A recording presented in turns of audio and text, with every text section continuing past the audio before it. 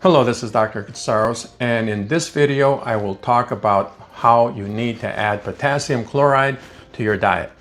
Replacing some or all of your sodium chloride or regular table salt with potassium chloride in food will help you reduce blood pressure, decrease cardiovascular risk, and decrease mortality.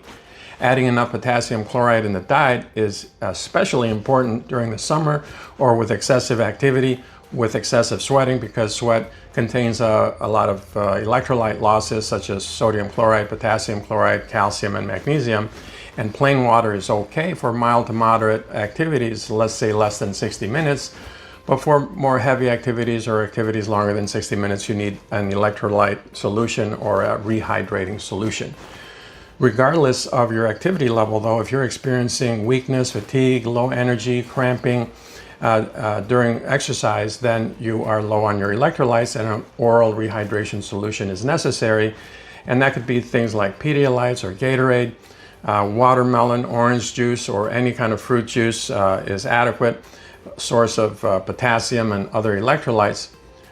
If you are not lactose intolerant, cow's milk contains all the essential electrolytes: potassium, calcium, magnesium.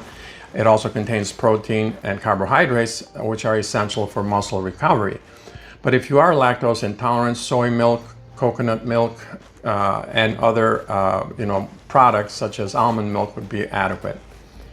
Potassium chloride intake is not just essential for excessive sweating, but should be part of a healthy diet because it can help reduce your sodium intake and increase your potassium intake. And both of these things are factors that reduce your blood pressure, reduce your chance of mortality and risk of cardiovascular disease.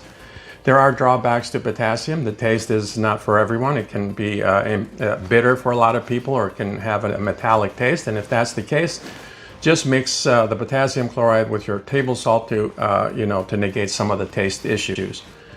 Other people, not everyone is a candidate for potassium chloride, especially patients that have chronic renal failure, primary hyperaldosteronism, or other hormonal issues. And for those patients, they should seek medical advice. If you like this video, subscribe to our YouTube channel.